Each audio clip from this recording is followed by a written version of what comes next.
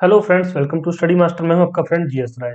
Friends, आज एक नई सीरीज है। ये हमारा सीरीज का पहला लेक्चर है। इसको मैं क्या करूं, सब्जेक्ट वाइज दे रहा हूं। सब्जेक्टिव वीडियो है ये। और इसके अंदर मैं सारी चीजें आपको यहाँ पर लिख के बताऊंगा, लिख के दिखाऊंगा अच्छे से। और आपका करना क्या है, आपको सारी चीजें साथ साथ में नोट डाउन करते रहोगे, क्योंकि इसका कोई पीडीएफ फॉर्म आपको नहीं मिल पाएगी।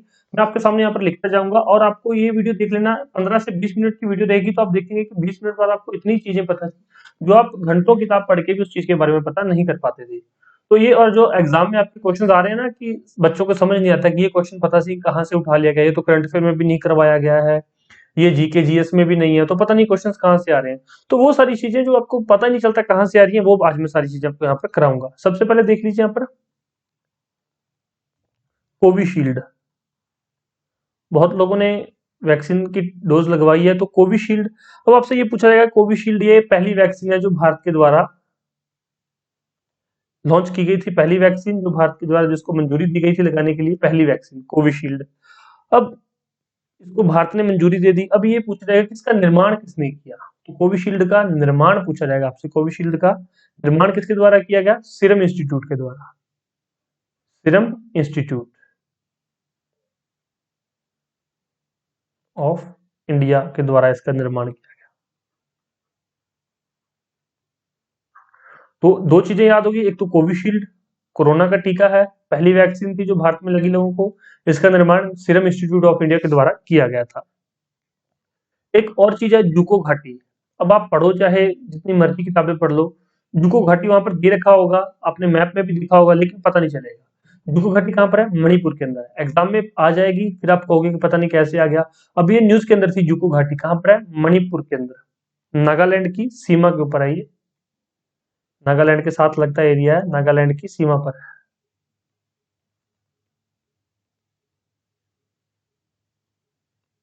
ठीक है, जूको घाटी मणिपुर में है। अब जीके जियोग्राफी की जितनी मर्जी किताबें पढ़ लो, आप बुक खोल के देख लेना, वहां पर आपको मिल जाएगी ये चीज, लेकिन आपको याद नहीं होगी। भारत का सबसे ऊंचा मौसम विज्ञान केंद्र। भारत का सबसे ऊंचा मौसम विज्ञान केंद्र कहाँ स्थापित किया गया है? लेह के अंदर, लद्दाख यूटी के अंदर, लद्दाख में। क्वेश्चन आएगा, भारत का सबसे ऊंचा मौसम विज्ञान केंद्र कहां पर स्थापित किया गया है? लेह के अंदर, लद्दाख में। चलिए, लद्दाख के गवर्नर कौन है बता दीजिए। लेफ्टिनेंट गवर्नर कौन है लद्दाख के? बहुत बार पूछ चुका हूं, जब एग्जाम में आएगा फिर पता चलेगा कि राय सर पूछ रहे थे बार बार, मैंने नहीं वहां पर लिखा तो फिर गलत हो गया। अब एक और चीज का परीक्षण किया गया है, आकाश। अब ये आकाश क्या है? तो आकाश एक सतह से हवा में मार करने वाली मिसाइल है। सतह से हवा में मार करने वाली, मतलब ग्राउंड से ये हवा में मार करेगी, हवा में मार करने वाली एक मिसाइल है। इसकी रेंज क्या है? रेंज है 25 किलोमीटर। और किसके द्वारा लॉन्च की गई थी? डीआरडीओ के द्वारा। दो क्वेश्चन आपके लिए, इसका हेडक्वार्टर बताइए डीआरडीओ का, और इसकी स्टैब्लिशमेंट, स्थापना कब की गई थी। ये दो क्वेश्चन आपके लिए, आप इसका आंसर करेंगे। नेक्स्ट पूछा जाता है आपसे, एग्जाम में क्वेश्चन आता है, पेंसिलिन की खोज किसने की? पेंसिलिन की खोज किसने की? अलेक्जेंडर फ्लेमिंग ने। तो आई होप आप स्पेलिंग्स पे नहीं जाएंगे। अलेक्जेंडर फ्लेमिंग ने। दूसरा पूछा जाएगा, डीडीटी की खोज किसने की? डीडीटी किसने की? पाल मुलर ने। पाल मुलर। अब ये क्वेश्चन तो आपने बहुत बार देखा होगा एग्जाम में, पेंसिलिन की खोज किसने की? अलेक्जेंडर फ्लेमिंग ने। डीडीटी वाला भी पूछा गया है, पाल मुलर, याद रखेंगे आप। नेक्स्ट देखिए, गर्भ निरोधक गोलियां, जो प्रेगनेंसी को रोकने की टेबलेट्स होती हैं, गर्भ निरोधक गोलियां,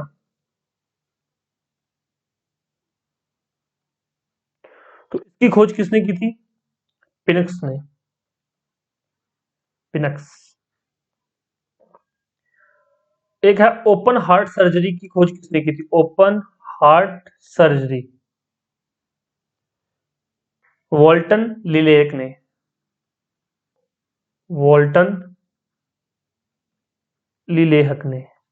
तो अब आपकी जिम्मेवारी, आप ये सारी चीजें साथ साथ नोट करते जाओ, ताकि फिर आपको प्रॉब्लम ना हो, आपको कुछ भी मतलब कि ऐसा ना लगे कि ये मैंने पढ़ा नहीं है।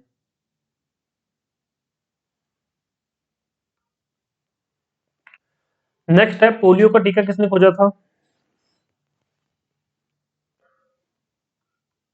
पोलियो का टीका किसने खोजा था?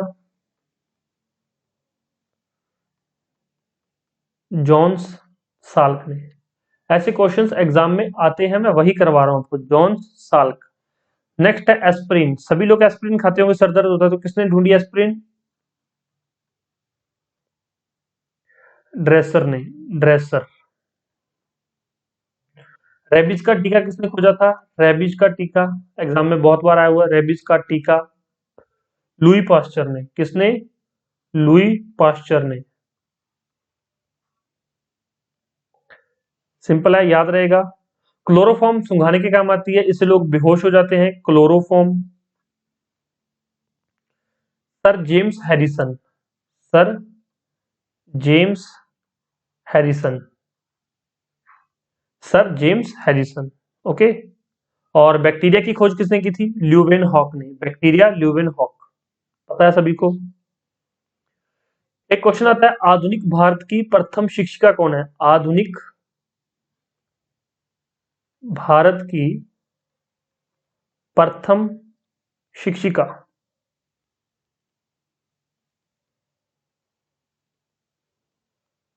सावित्री बाई फुले, सावित्री बाई फुले। इनके हस्बैंड का नाम क्या था? ज्योतिराव फुले। और उनके साथ ही मिलकर इन्होंने क्या किया था? सत्यशोधक समाज की स्थापना की थी। किस चीज की? सत्यशोधक समाज की स्थापना की थी। सत्यशोधक समाज की स्थापना किसके साथ मिलके? ज्योतिराव फुले के साथ मिलके।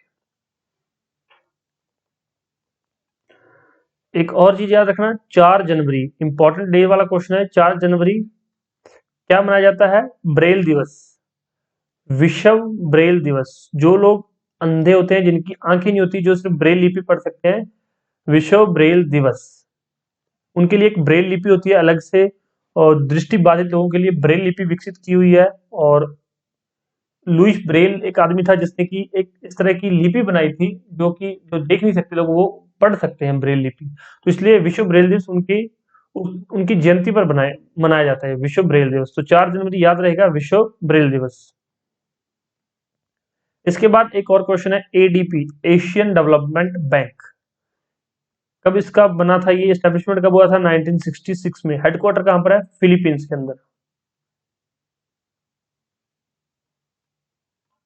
फिलीपींस में है हेडक्वार्टर इसका।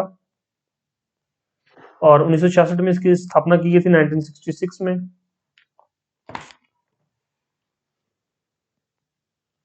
नेक्स्ट, अगर आपसे कोई पूछ ले कि जो 17वां संविधान संशोधन है, 17वां संविधान संशोधन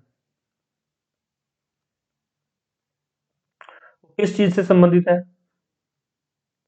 तो 17वां संविधान संशोधन अनुसूचित जाति और अनुसूचित जनजाति के लिए पदोन्नति में आरक्षण को सक्षम करने के लिए, मतलब कि जो एससी और एसटीज हैं, इनको प्रमोशन के अंदर रिजर्वेशन दी गई थी। और ये लागू कब किया गया था? 1995 में इसको लागू किया गया था।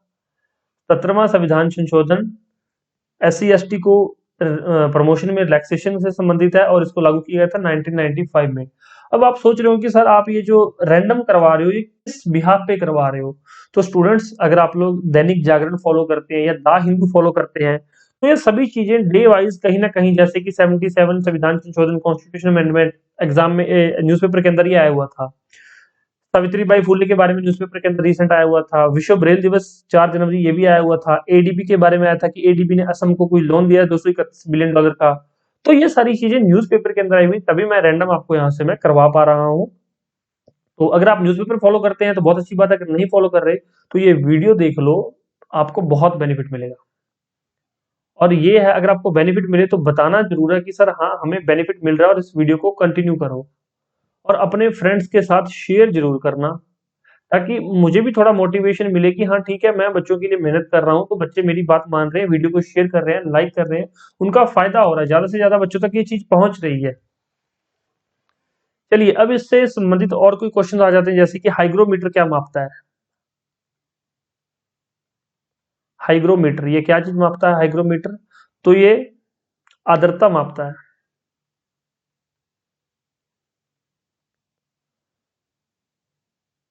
चलिए नेक्स्ट पे चलते हैं।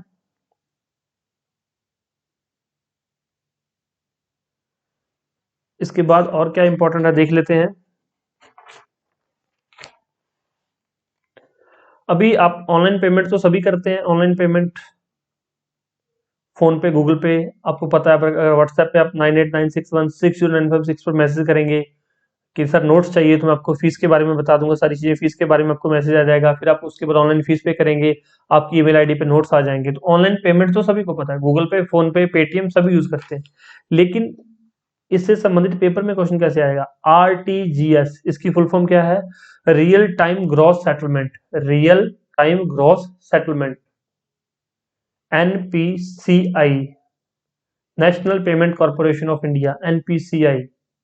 इसके अलावा NEFT, national electronic fund transfer, national electronic fund transfer, RTGS, NEFT. अब एक और आता है, ये दोनों तो आपने शायद पहले पढ़े होंगे, LEI, legal entity identifier. LEI, legal entity identifier. जो 50 करोड़ से ऊपर की लेन देन होता है, जो भी 50 करोड़ से अधिक का भुगतान होगा, वो एलईआई के तहत होगा। उसके बाद एक नेक्स्ट है विजिलेंट एस। ये एक वायुसेना अभ्यास है दक्षिण कोरिया और अमेरिका के बीच में। दक्षिण कोरिया और यूएसए के बीच में एक वायुसेना अभ्यास है। क्या है ये? वायुसेना अभ्यास। तो स्टूडेंट्स मैं आपको अच्छे से करवा रहा हूं, सारी चीजें बिल्कुल स्लो स्लो करवा रहा हूं, तो पेन कॉपी लेकर प्लीज बैठ जाइए और इसको नोट कर लीजिए। कोई आपसे क्वेश्चन पूछे कि भारत का पहला जैव विविधता उद्यान कहां पर है?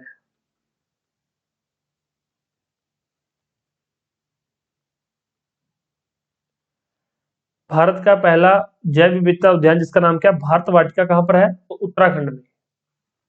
नाम भी सुन लीजिए, भारत वाटिका। भारत का पहला जैव विविधता उद्यान उत्तराखंड के अंदर है, भारत वाटिका नाम से है ये। 2022 के अंदर 2022 में एशियाई कप की मेजबानी कौन सा राज्य करेगा? तो महाराष्ट्र, और महाराष्ट्र के अंदर कौन करेगा? मुंबई और पुणे मिलकर इसकी मेजबानी करेंगे। 2022 एशिया कप की मेजबानी मुंबई और पुणे मिलकर करेंगे। अब मैं जनरली आपको बोलता रहता हूँ गवर्नर से संबंधित, तो गवर्नर से संबंधित कुछ और देख लीजिए कि गवर्नर से संबंधित आर्टिकल्स क्या कहते हैं। तो आर्टिकल 155, मैंने करंट अफेयर की वीडियो में आपको अच्छे से बताया था कि गवर्नर की नियुक्ति जो है कौन करता है? प्रेसिडेंट करता है, प्रेसिडेंट। आर्टिकल 156 क्या कहता है? आर्टिकल 155 अगर नियुक्ति करता है तो 156 क्या कहता है कि उसका कार्यकाल 5 वर्ष का होगा। एक गवर्नर का कार्यकाल 5 वर्ष का होगा। हालांकि राष्ट्रपति चाहे तो उसे हटा सकता है, किसी दूसरे राज्य में भेज सकता है, लेकिन कार्यकाल 5 वर्ष का होगा। आर्टिकल 161, इसमें राज्यपाल जो है किसी की सजा को कम कर सकता है। मौत को वो रोक नहीं सकता, लेकिन किसी की सजा को कम कर सकता है। क्षमा दान की जो है शक्ति आर्टिकल 161 में है। और एक आर्टिकल 200 है, वो भी गवर्नर से संबंधित है, जिसके अंदर की राज्य विधायिका द्वारा पारित किया गया कोई भी विधेयक है उस पर उसको स्वीकृति देनी होती है। वो 3 तरह की स्वीकृति दे सकता है। और इसके बाद एक और अभ्यास है जिसका नाम है Syros, S sorry Skyros, SKYROS, Skyros अभ्यास। तो ये किस किस के बीच में है? स्काईरोस अभ्यास है तो सेना अभ्यास वाली वीडियो में मैंने करवाया था यह हमारे देश इंडिया, भारत और फ्रांस के बीच में स्काईरोस अभ्यास, और इसका आयोजन कहाँ पर किया गया है? इसका आयोजन अभी राजस्थान में किया गया है। हालांकि ये शायद आपसे ना पूछे, लेकिन ये पता होना चाहिए कि स्काईरोस किन दो देशों के बीच में है, इंडिया और फ्रांस के बीच में। चलो थोड़ा सा और ब्लैंक पेज देखते हैं, आपके लिए कुछ बच जाए तो करवा देते हैं अभी आपको। अच्छा लग रहा है तो प्लीज बता दीजिए। जैसे कि माइटोकॉन्ड्रिया क्या होता है? माइटोकॉन्ड्रिया पावर हाउस होता है जिसके अंदर एटीपी का निर्माण होता है। बेसिक क्वेश्चन है ये, तो आपने पढ़ा होगा। 9 जनवरी को कौन सा दिवस मनाया जाता है? 9 जनवरी को कौन सा दिवस मनाया जाता है? प्रवासी भारतीय दिवस। प्रवासी भारतीय दिवस। क्यों भाई? उस दिन क्या हमारे गांधी जी वापस आए थे? बताइए कहां से लौटे थे गांधी जी वापस?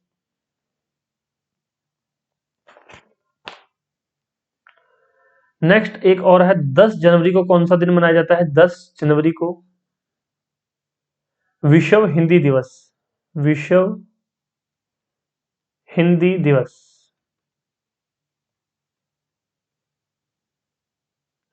और अगर इस तरह से कोई राष्ट्रीय हिंदी दिवस मनाया जाता हो तो राष्ट्रीय हिंदी दिवस कब मनाया जाता है? 14 14 सितंबर को राष्ट्रीय हिंदी दिवस 14 सितंबर को मनाया जाता है, क्योंकि 14 सितंबर 1949 को संविधान के द्वारा हिंदी देवनागरी लिपि को आधिकारिक भाषा के रूप में अपना लिया गया था। कब? 14 सितंबर 1949 में संविधान सभा के द्वारा हिंदी लिपि को आधिकारिक भाषा के रूप में अपना लिया गया था। इसके अलावा देख लीजिए, global climate risk index 2021। Global climate risk index, पहली चीज तो ये जारी कौन करता है? इसका जारीकर्ता पता होना चाहिए आपको। German watchdog. German sorry German watch only. German watch इसको जारी करता है। और भारत का कौन सा स्थान है? भारत का 7वां स्थान है। इसमें ग्लोबल क्लाइमेट रिस्क इंडेक्स के अंदर भारत का 7वां स्थान है, रिस्क इंडेक्स 2021 में। सिंपल सा है, आपको याद रहेगा। और पेड पीडीएफ स्टडी मटेरियल के लिए हमारे फोन नंबर ऑलवेज आपके लिए ओपन है। आप कभी भी व्हाट्सएप पे मैसेज कर सकते हैं, कॉल भी कर सकते हैं, लेकिन मैसेज भी अगर आपका काम चल रहा है तो कॉल की जरूरत नहीं है। नेक्स्ट देख लीजिए, उसके बाद आता है राष्ट्रीय युवा दिवस कब मनाया जाता है? सीधा क्वेश्चन पूछा जाएगा आपसे, एग्जामिनर पूछेगा राष्ट्रीय युवा दिवस कब मनाया जाता है? 12 जनवरी को। अब राष्ट्रीय युवा दिवस क्यों मनाया जाता है? स्वामी विवेकानंद की स्मृति में राष्ट्रीय युवा दिवस मनाया जाता है। इस साल राष्ट्रीय युवा दिवस 2021 का थीम क्या था? थीम देख लीजिए, क्या पता एग्जामिनर पूछ ले। तो channelising youth power for nation building. Channelising youth power for nation building, ये इसका थीम है इस बार 12 जनवरी 2021 राष्ट्रीय युवा दिवस का। स्वामी विवेकानंद की बात की तो उनसे संबंधित दो चीजें याद रखिए। अभी स्वामी विवेकानंद की बात हो चुकी है यहाँ पर कि राष्ट्रीय युवा दिवस उनकी याद में मनाया जाता है। तो उन्होंने एक तो रामकृष्ण मठ, इसकी स्थापना कब की थी? 1897 में। और एक वेल्लूर मठ, इसकी स्थापना 1898 में। तो इस तरह से चीजें आगे से आगे जुड़ती जाती हैं और इसी तरह से एग्जाम में क्वेश्चन पूछे जाते हैं।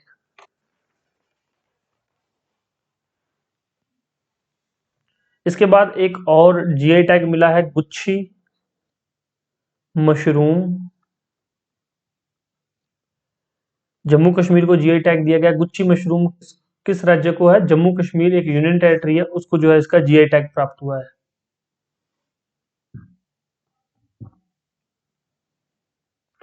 इसके बाद और देख लीजिए, एक दीपोर बिल आर्द्र भूमि। दीपोर बिल आर्द्र भूमि किस राज्य में है? अब आप ज्योग्राफी पढ़ते होंगे, लेकिन ज्योग्राफी में आपको ये चीजें नहीं मिलेंगी, क्योंकि यहाँ पर अपडेट, या तो हर चीज अपडेट होती रहे, डे टू डे बुक में अपडेट होता रहे, ऐसा नहीं होता है। बुक आप शायद आपके पास पुरानी भी हो सकती है। तो दीपोर बिल आर्द्र भूमि किस राज्य में है? असम के अंदर। इसके बाद एक है पोंग बांध झील। पोंग बांध झील किस राज्य में है? ये हिमाचल प्रदेश के अंदर। कौन सी नदी पर है? व्यास नदी के ऊपर, व्यास नदी।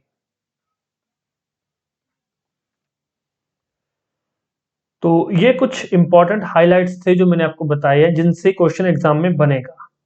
कोई इनका प्रॉपर ये नहीं है कि मैं आपको बता रहा हूँ कि कौन से सब्जेक्ट के हम कर रहे हैं। ये कोई सब्जेक्ट वाइज नहीं है, ये चीजें हैं कि मैं आपको बता रहा हूँ, जैसे कि न्यूज़पेपर के अंदर डेली डेली जो चीजें आती हैं, उनसे संबंधित किस तरह आपके क्वेश्चन जीके जीएस में पूछे जाते हैं, उसको मिला के किस तरह से पूछे जाते हैं। अगर आपको ये मेरी वीडियो अच्छी लगी हो तो प्लीज इसमें मैक्सिमम कमेंट करें, सर हाँ हमें ये चीज थोड़ी समझ आ गई है, जिस तरह से हमारे एग्जाम में क्वेश्चन पूछे जाते हैं, और इसको भरपूर लाइक करें, शेयर करें, ताकि मेरा भी मन करे मैं आपके लिए इस तरह की वीडियोस और लेकर आऊं। क्योंकि आपको पता है कि इसमें क्या लगेगा, पुराने सारे न्यूज़पेपर उठा के देखने पड़ेंगे कि इस तारीख को क्या आया हुआ था एग्जाम न्यूज़पेपर में, और किसी एग्जाम में क्या इससे संबंधित था। तो मैं आपके लिए बहुत मेहनत करने के लिए तैयार हूं। तो क्या आप भी तैयार हैं? अगर आप हमारी मेहनत को अप्रिशिएट करेंगे, हमारे हार्ड वर्क को अप्रिशिएट करेंगे, तभी हम आपके लिए नेक्स्ट इस तरह की बढ़िया वीडियोस, अच्छे लेक्चर्स लेकर आ पाएंगे। जो स्टूडेंट ग्राम्स की तैयारी कर रहे हैं, प्रिपरेशन कर रहे हैं, तो वो स्टडी मटेरियल ले सकते हैं, या फिर एचएसएससी का कोई भी एग्जाम है, एचएसएससी के अलावा आप किसी भी सिविल सर्विसेज की तैयारी कर रहे हैं, तो भी आपको हमारा स्टडी मटेरियल बहुत हेल्प करेगा। और कोई डाउट हो पूछ लीजिए। Thank you so much, take care, bye bye. Description box जरूर चेक कर लेना, और @स्टडी मास्टर हमारा टेलीग्राम चैनल है, उस पर आपको सारी चीजें, सारी इन्फॉर्मेशन सबसे पहले शेयर की जाती है, तो जरूर ज्वाइन करना। मिलते हैं नेक्स्ट लेक्चर में। धन्यवाद।